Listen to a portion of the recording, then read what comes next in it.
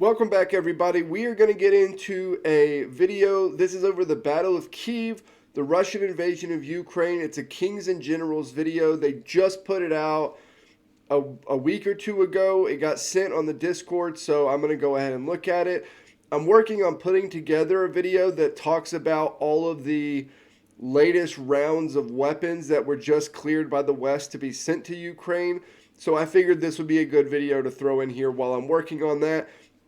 Also, I just got the secondary channel set up. It'll be movies, TV shows, that sort of stuff. I'm starting off with Band of Brothers. That'll be the first thing over there.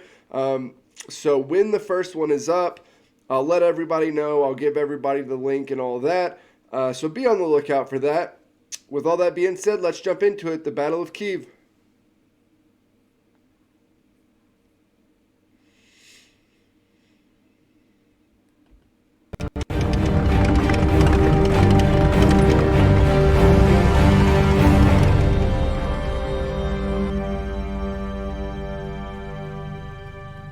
The Russian unprovoked and illegal invasion of Ukraine began in 2014, but in 2022 it entered a full-scale phase. So far, our videos have been summaries of the most recent important events happening on the battlefield in Ukraine, along with crucial diplomatic, economic and political developments which have had a direct impact on this battlefield. But enough time has passed as the three-day operation turned into a year-long bloody conflict, so we can start looking back at some of the most defining battles of the war. Undoubtedly, the Battle of Kyiv is at the top of this list. Despite the odds being stacked against it, despite its chief allies lacking confidence in its abilities to prevent the Russian army from reaching its objectives, Ukraine was bracing for a battle to defend its capital, which may well be the defining moment of the Russo-Ukrainian War and Ukrainian statehood at large. After months of warnings from the United States and the United Kingdom about the imminent Russian invasion of Ukraine, after several ill-fated attempts to reach a diplomatic solution amidst Russia's uncompromising stance, after a long period of speculations, Vladimir Putin finally declared a so-called special military operation for demilitarization and denazification of Ukraine on February 24th. Мною принято решение о проведении специальной военной операции. Ее цель – защита людей, которые на протяжении 8 лет подвергаются издевательствам, геноциду со стороны киевского режима. И для этого мы будем стремиться к демилитаризации и денацификации Украины. The Russian army attacked Ukraine from the north towards Kyiv, from the northeast towards Kharkiv, from the southeast towards the Ukrainian-controlled part of Donbass, and from the south towards Kherson, Mykolaiv and Odessa. Later, we will dedicate videos to the other most important battles of the war in Ukraine, but today our focus is Kyiv. The war started with a massive airstrike campaign by Russia on Ukrainian air defense systems, military bases, military aircraft, and critical infrastructure to cripple the Ukrainian military potential to respond, overwhelm Ukraine, and demonstrate the futility of any resistance in the face of the mighty Russian army and its sheer firepower. But before the start of a full-scale invasion, the Ukrainian command relocated much of its military equipment and personnel outside their usual bases, significantly decreasing the effectiveness of the initial Russian mass strike. Nevertheless, this did not force the Russian command to rethink its second step of moving its land forces into Ukraine.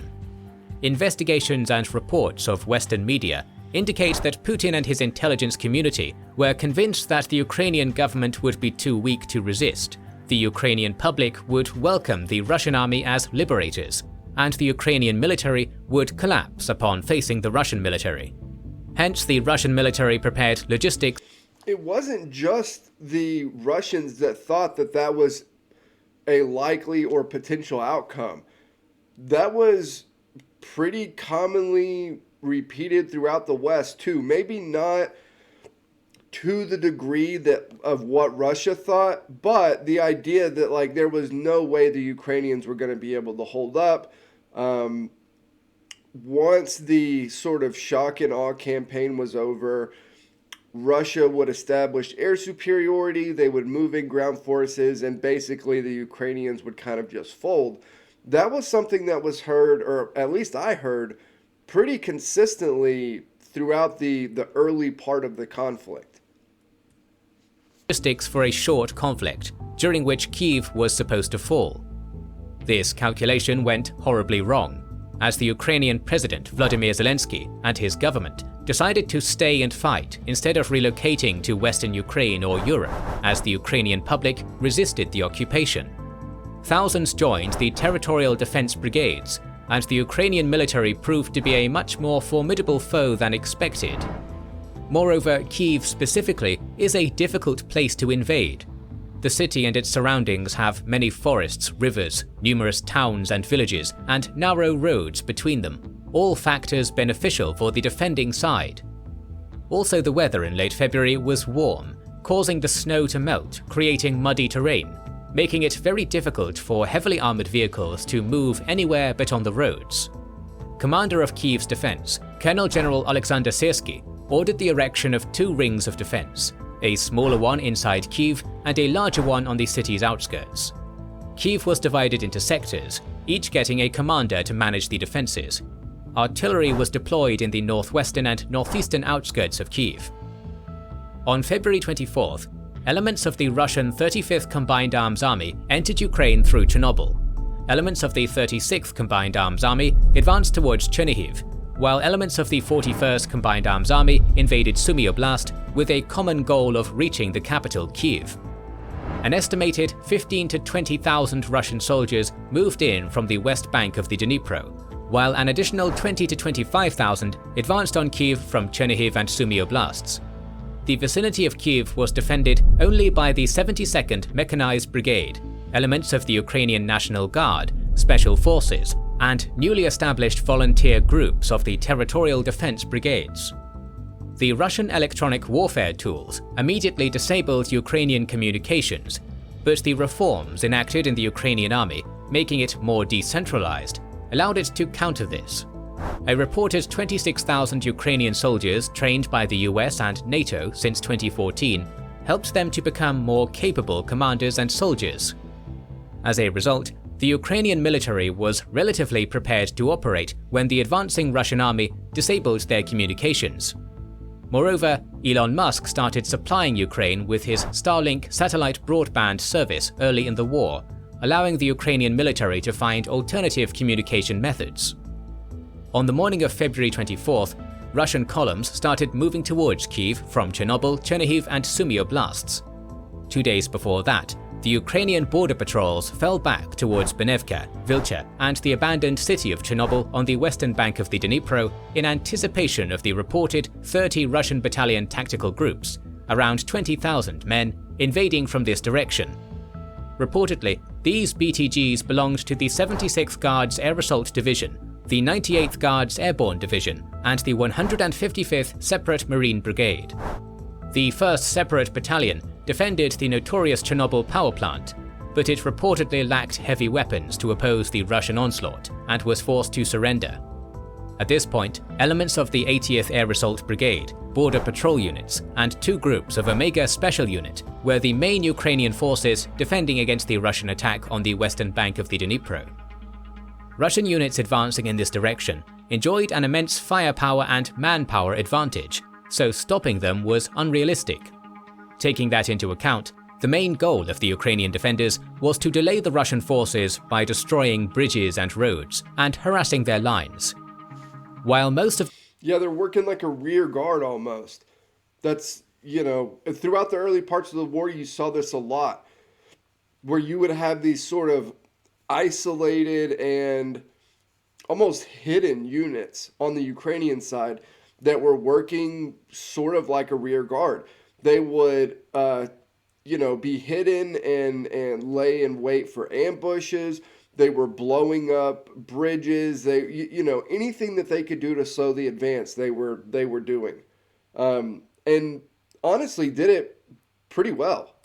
The Russian force pushed back the Ukrainian defenders and advanced. 4 to 5 BTGs of the Russian army served as a vanguard unit, aiming to reach the Antonov airport in Hostomel by bypassing residential areas and avoiding Ukrainian forces.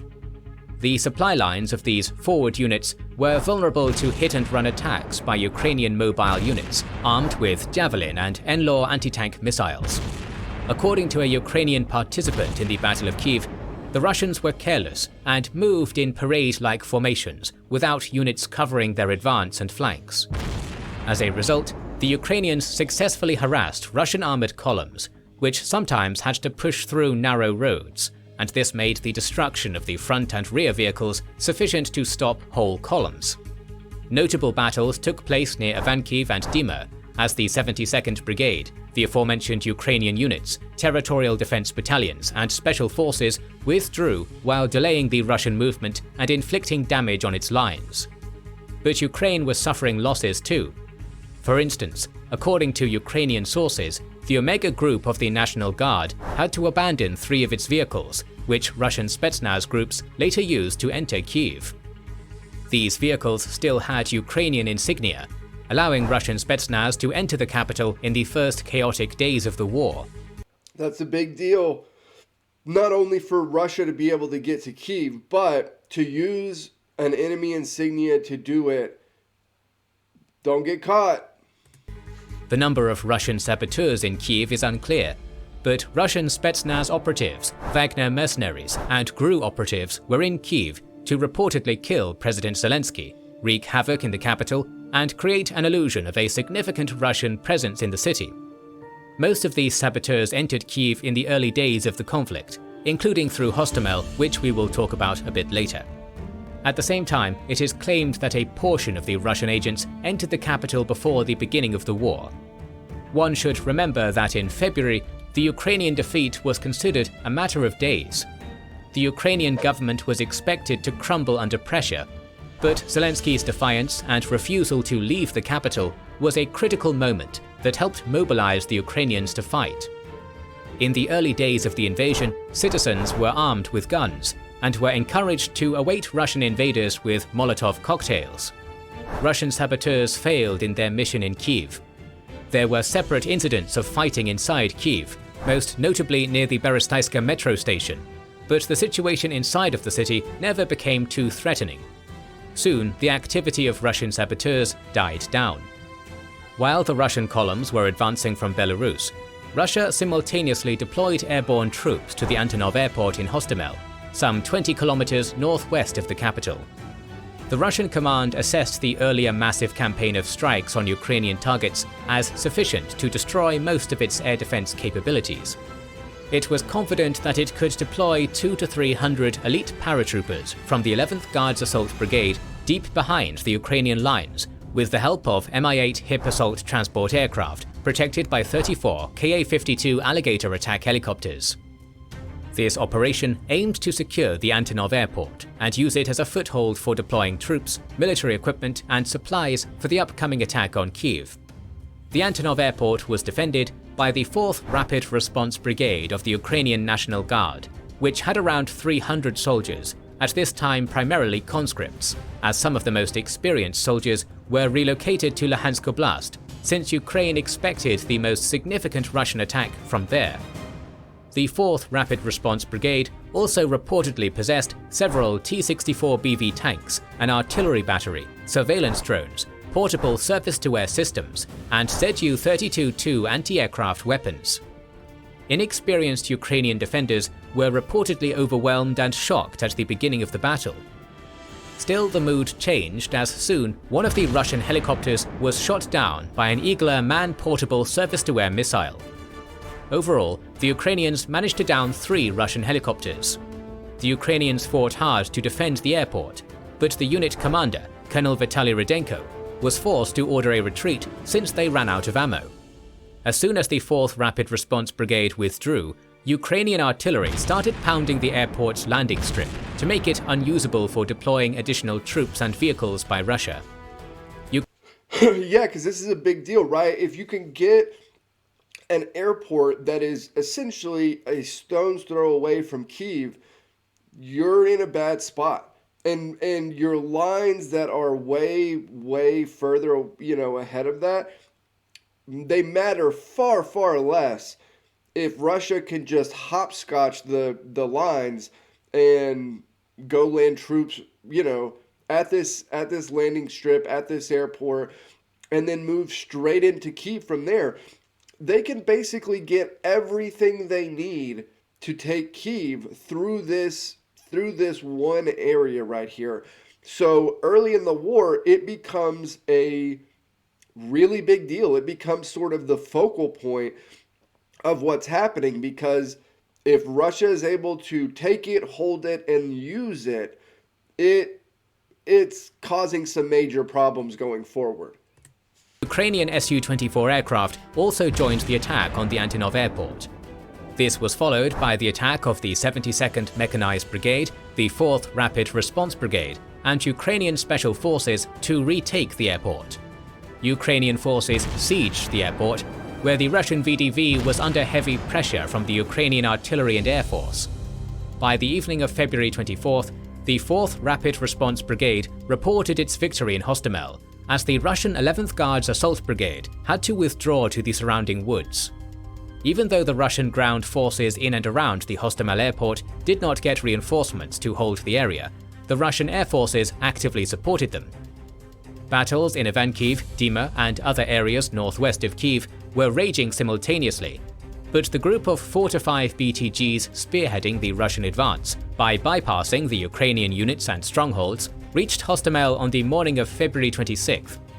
The Ukrainians had to withdraw and create the next line of defense along the Irpin River, as their special forces detonated the nearest bridge, delaying the advance of the Russian units.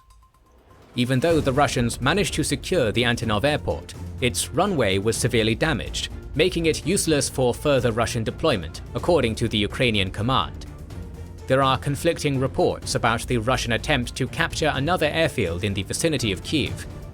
According to Ukrainian officials, on February 26th, Russia sent 2 Il-76 transport airplanes to land Russian airborne troops at the Vasilkiv airport, which the Ukrainians shot down. So far, no conclusive evidence of 2 shot planes has been presented.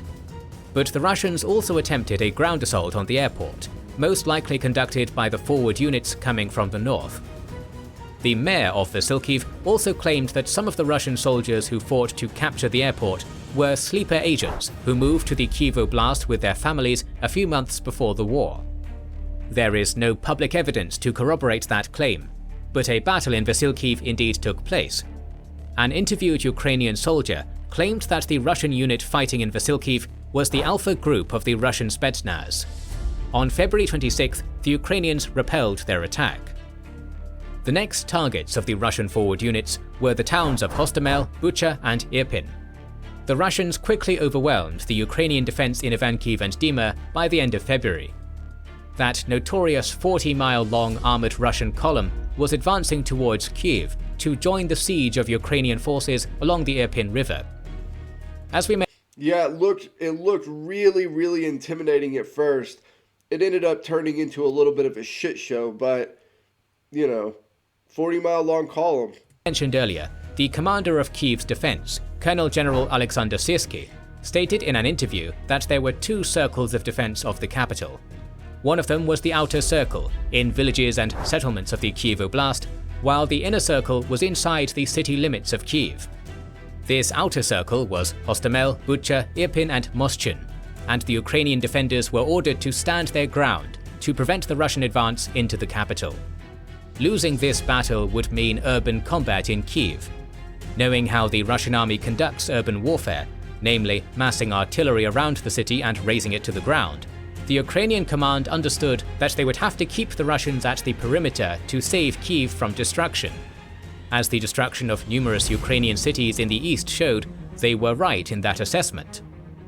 In late February, battles for Hostomel, Bucha, and Irpin started almost simultaneously, as Russian ground forces entered all 3 towns, looking to penetrate Ukrainian defenses and enter the capital.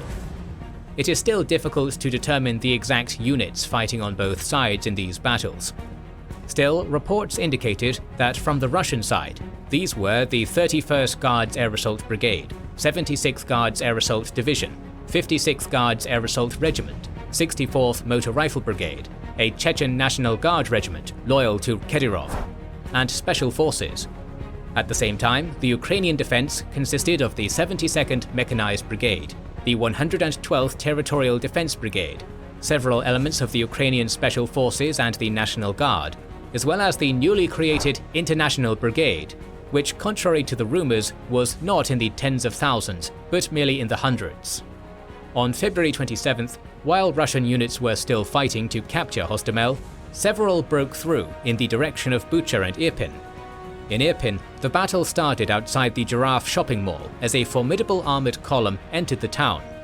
But this column, reportedly belonging to the 76th Guards Air Assault Division, advanced through the road leading to Irpin, and the Ukrainian defenders were prepared. The Russians were still confident that the Ukrainians would crumble when they saw an overwhelming armoured force and moved in a parade-like formation. As soon as the Russian armoured column approached, Ukrainian paratroopers destroyed several Russian vehicles with RPGs, which quickly caused chaos in the Russian ranks.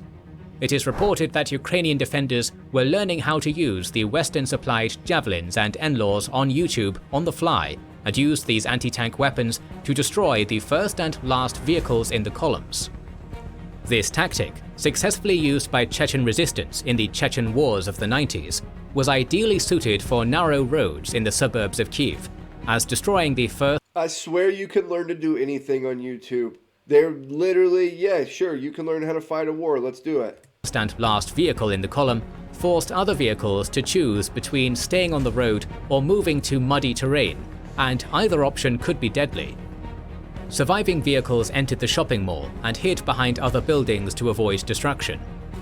With Ukrainian communications down, Ukrainian commanders passed instructions and targets for artillery fire via runners and WhatsApp.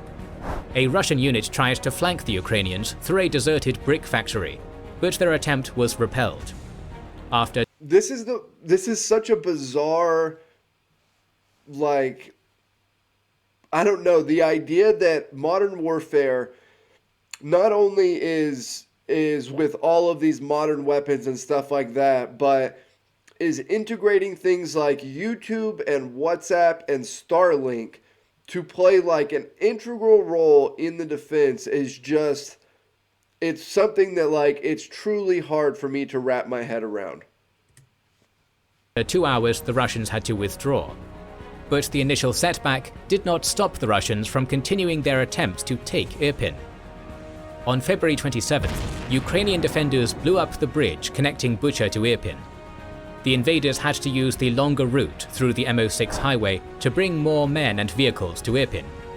The Ukrainians were aware of this, and on February 28th, a Russian armored column suffered heavy losses on the M06 highway. A Ukrainian official, Alexei Arestovich, claimed that Russia lost more than 200 vehicles on the highway, which sounds like an exaggeration, but is also an indication of fierce resistance by Ukrainian forces in this direction. By early March, the Russians managed to gain a foothold in Irpin, but they failed to capture the town despite all their attempts. This led to increased Russian airstrikes on Irpin, bringing the town to the brink of a humanitarian catastrophe.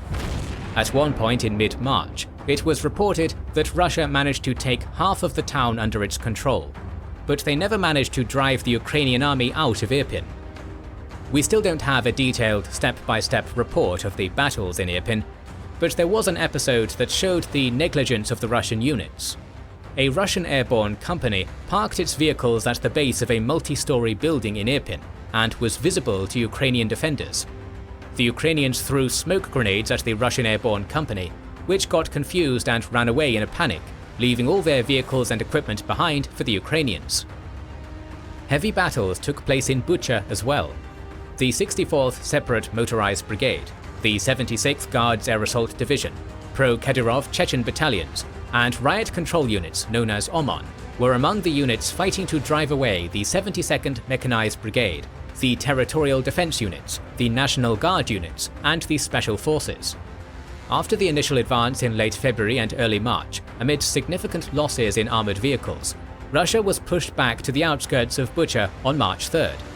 But by March 5th, the Russians again took most of the town under their control. This allowed them to move troops to Irpin more freely.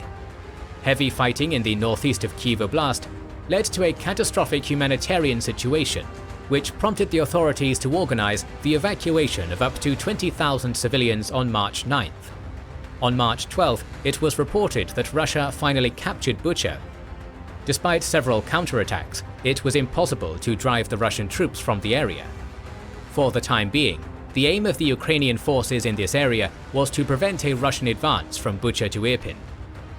After taking the Antonov airport in Hostomel on February 26th, Russian aviation and artillery continued shelling this town in preparation for a ground offensive. Despite the initial success of the Ukrainian defenders in repelling the assault of the 31st Guards Air Assault Brigade, the highlights of which were the destruction of dozens of Russian armored vehicles and the killing of the deputy commander of the 41st Combined Arms Army, Major General Andrei Sukovetsky, by sniper fire on March 5th, Hostomel was captured by Russia. The mayor of Hostomel was killed 2 days later while delivering humanitarian aid to residents. For the next several weeks, the Ukrainians continued counter-offensive actions to retake Hostomel. The Russians heavily outnumbered the Ukrainian defenders in this direction, and it is reported that the deployment of the 80th Air Assault Brigade helped the Ukrainians to stabilize the situation in Kyiv Oblast. We do not want to diminish the significance of battles in other towns of the Kyiv Oblast. Still, perhaps the single most important victory of the Ukrainian army took place in the town of Moschin, immediately north of the capital. After the occupation of the Antonov airport, elements of the 72nd Mechanized Brigade entered Moschin in anticipation of a Russian attack from there. On February 27th, the Russian Spetsnaz troops were already in Moschin. Still, as the River Irpin separated Hostomel from Moschin and the bridge between these towns had been blown up, it was difficult for the Russian army to deploy a formidable force in this area. Ukraine had a natural advantage in this direction and constantly targeted pontoon bridges via artillery and airstrikes to prevent the Russian units from moving to Moschin. For days, Russian deployment to Moschin was stopped, before, on March 6th, a large Russian group finally managed to enter the town. Despite the fierce resistance from the company of the 72nd Mechanized Brigade, led by Captain Roman Kovalenko, they had to retreat to the edge of the town, allowing the Russian army to create a bridgehead in Moschin. He regrouped with Ukrainian Special Forces, territorial brigades, and newly arrived international volunteers. Both sides dug trenches in anticipation of battles for Moschin, and the Ukrainians had to find a way to prevent more Russian reinforcements from coming there. On March 8th, Ukrainian Special Forces did just that by blowing the dam in Dima at the mouth of the River Irpin, which significantly increased the water flow into the river, made it broader, and created boggy terrain on the banks. This made using existing pontoon bridges and building new ones very difficult. It became nearly impossible to bring additional manpower and armored vehicles into Moschin. But the situation for the Ukrainian defenders inside Moschin was already quite difficult. The Russians attacked Ukrainian positions with artillery, drones, helicopters, and airstrikes. Ukrainian communications were destroyed too, making Ukrainian drones mostly unusable. Ukrainian defenders in this region were running low on 152mm artillery shells. On March 10th to 11th, the situation became even worse, as according to an interview with one of the Ukrainian defenders, close to 100 Russians somehow managed to cross the Irpin with armored vehicles. They reportedly gathered in the forest in the north of Moschin, unbeknownst to the Ukrainian units. But a local farmer spotted a concentration of tanks and armored vehicles and informed the Ukrainian army about it. Ukrainian drones could not spot them. But once the Ukrainian artillery fired on the forest, they saw a secondary explosion, confirming the placement of vehicles there. Being exposed, the Russians pressed to attack. They moved south towards Kyiv. That farmer's going to get some free Russian tanks for that. Aiming to advance on Horenka and then Prushchevoditsa. The success of this movement would have meant the invasion of the capital from the north. The National Guard units were the first to engage with the advancing Russian soldiers. Then the company of the 72nd Brigade joined the fight. The Russians lacked night vision equipment, while the Ukrainians did not have armored vehicles. Yeah, how the hell is that possible? There has been so many things about this conflict that have not gone, or things that, have come out that I think, like, how in the hell did that happen? They lack night vision. That's wild. The fact that they haven't had extremely dominant air superiority from the very beginning of this conflict. Super wild to me. Super wild.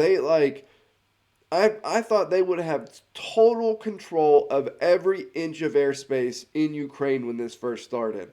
Um, there was a thing the other day about some Russian troop using posting on social media with his geolocation turned on, and he ends up getting his crew blown up. Like there's just I don't know, there's just stuff about this that is hard to wrap my brain around.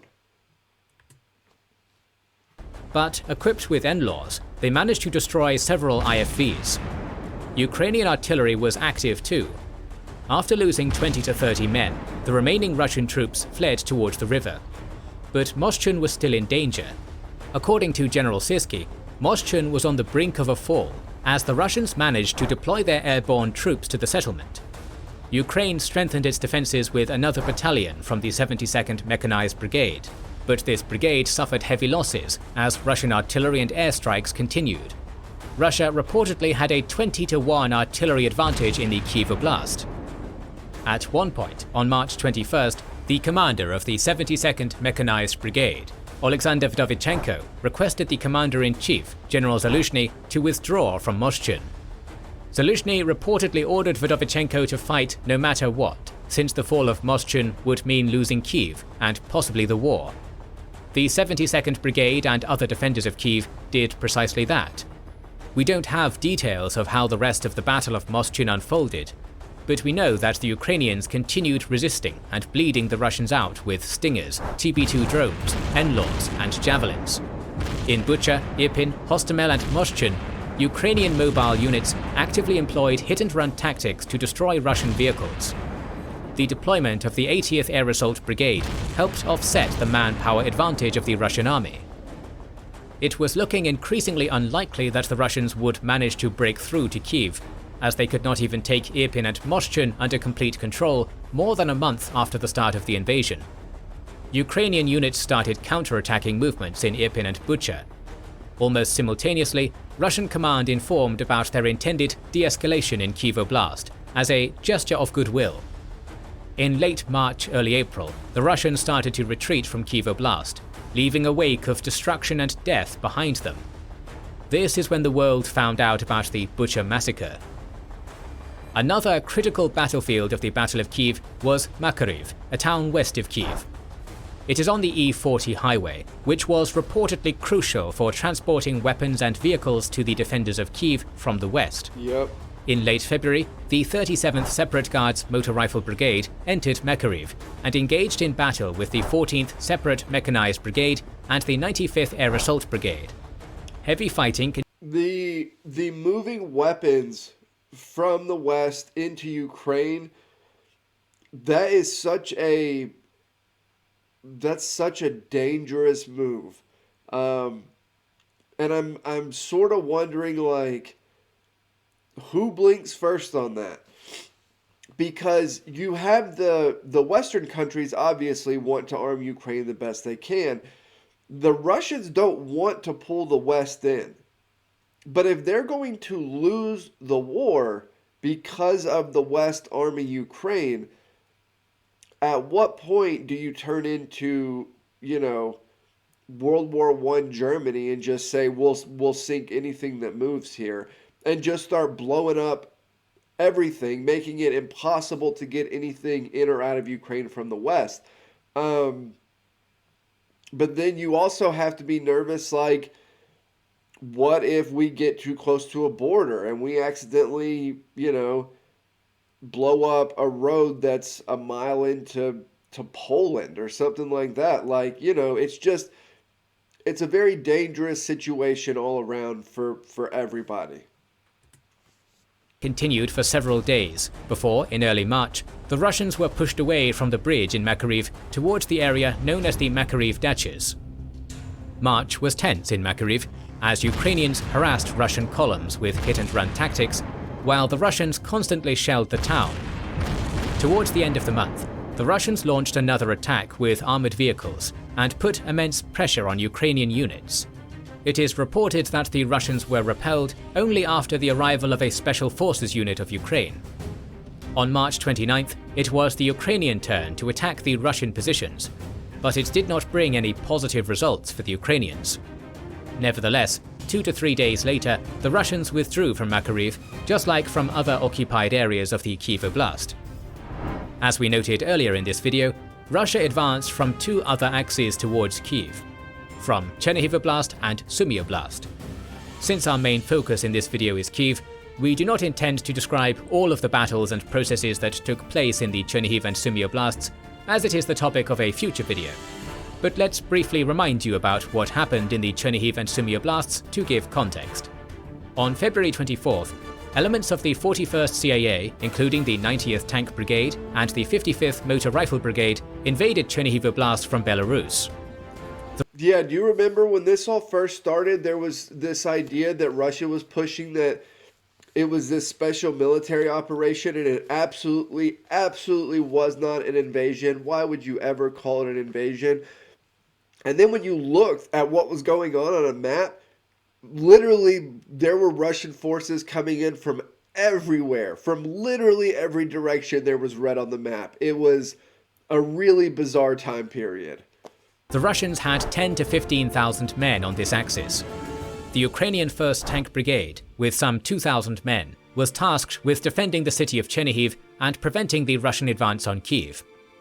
After initially failing to take the city of Chernihiv under control, the Russians decided to bypass and encircle the city, while also continuing their movement towards Kyiv. A similar scenario developed in the Sumy Oblast.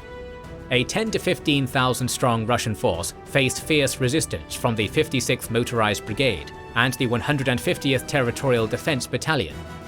Hence, in this direction, they also decided to bypass the Oblast center and continued advancing towards Kyiv, being stopped by the Ukrainian army in Zahurivka. This tactic overextended the Russian. Look at how long those lines are. This is a Barbarossa all over again. Like, look how long those lines are. There's no way to not get overextended pushing this far in with this narrow of lines across, a massive country.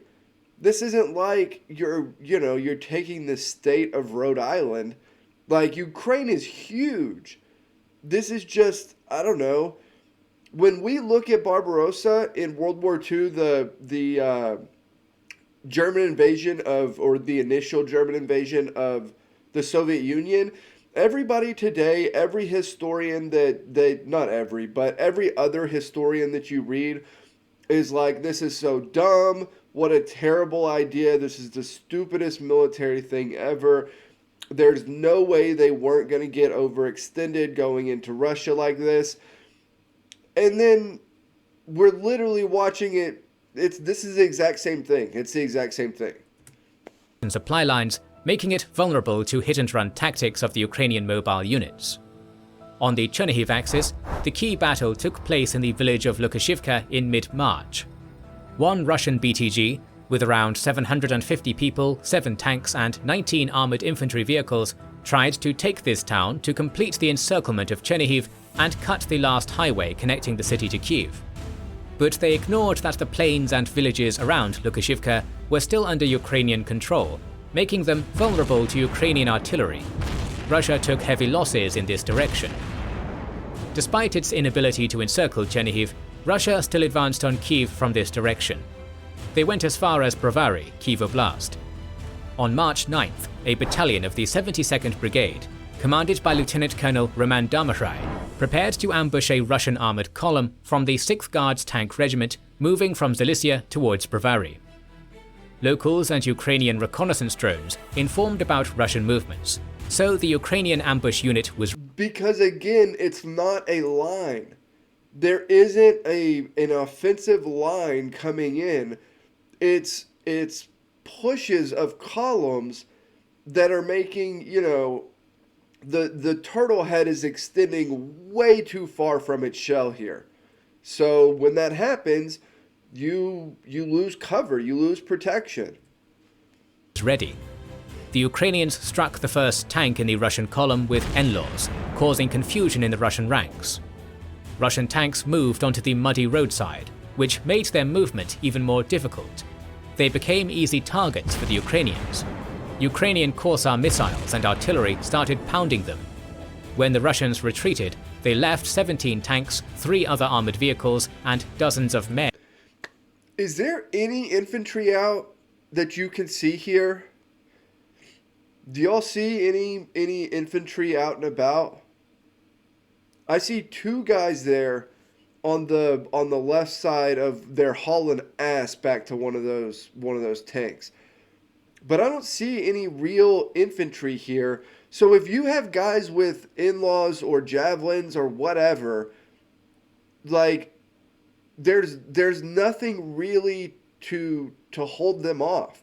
They're kind of just opening up here. I don't know. Again, a lot of this stuff looks shoddy. On the battlefield. On March 19th, Russia made another attempt to take Brovary, but as soon as their first tank was hit, they retreated.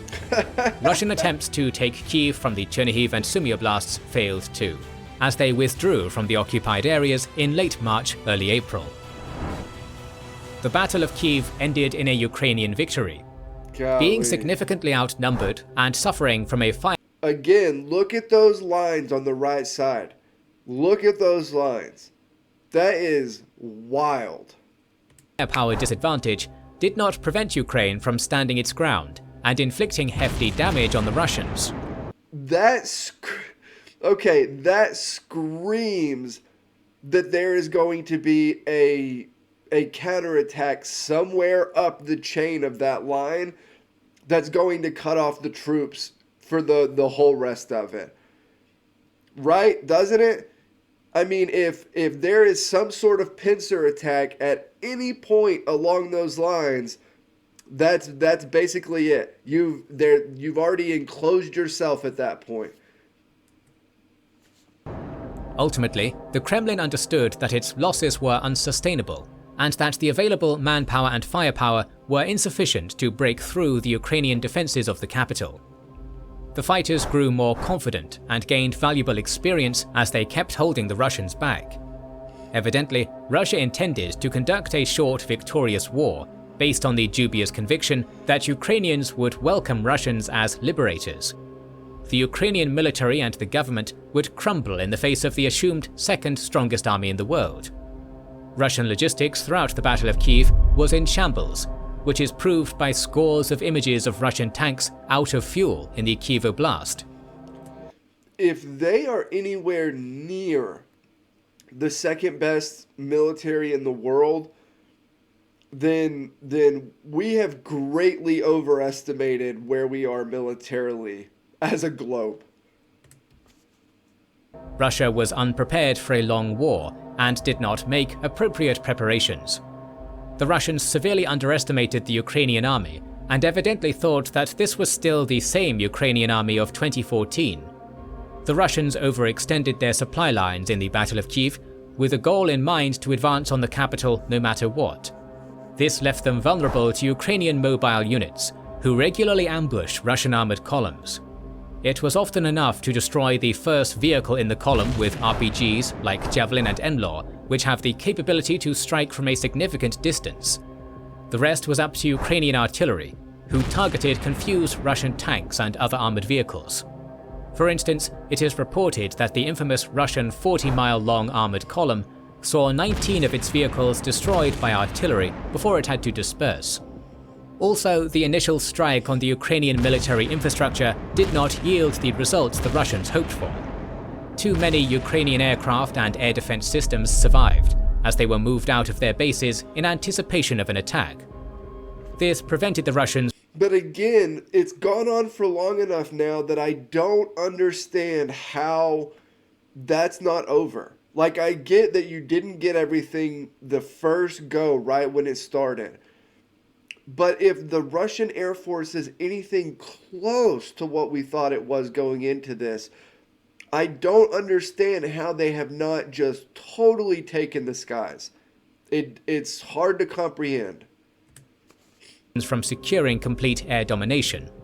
Instead, they saw the emergence of the myth of the Ghost of Kyiv, a collective identity of pilots who defended the sky of the capital from intruders. Moreover, Stingers caused significant problems for Russian aircraft, a story carried over from the ill-fated Soviet occupation of Afghanistan. Lastly, the Russian army demonstrated an almost complete inability to coordinate the work of different military branches. Hence, most of the Russian offensives were carried out by only 1 or 2 BTGs, which allowed the Ukrainians to adapt and prevent significant breakthroughs. The Ukrainian defense strategy of Kyiv primarily relied on the so-called tactic of trading space for time, retreating to urban settlements and bogging the Russians down in extremely costly and complicated urban warfare, while also employing small mobile units which harassed the Russian supply lines. Also, we should not overlook the morale component of this battle.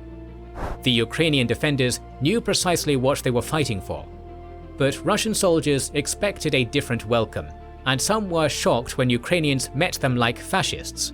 Their morale has been low throughout the Kyiv battle and the Ukraine war. These factors forced the Russians to withdraw from Kyiv, Chernihiv and Sumy oblasts by early April to redeploy in Donbass, where they hoped that they could turn the tide of the war.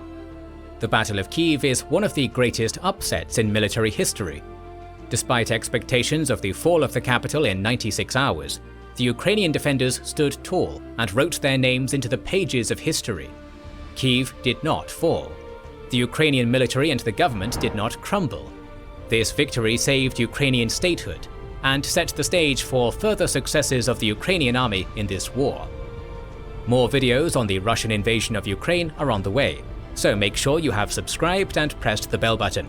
Recently, we have started releasing weekly Patreon and YouTube member exclusive videos. Join the ranks of patrons and YouTube members via the link in the description or by pressing the button under the video to watch these weekly videos, learn about our schedule, get... Okay, yeah, that was a good video. I like the Kings and Generals video for the most part. I feel like they do a really good job with their stuff. This is one of those situations where, in the moment, I think a lot of the credit is going to go to Ukraine. And rightfully so. Even the West thought that this was sort of an unrealistic expectation for Ukraine to be able to hold out as well and as long as it has.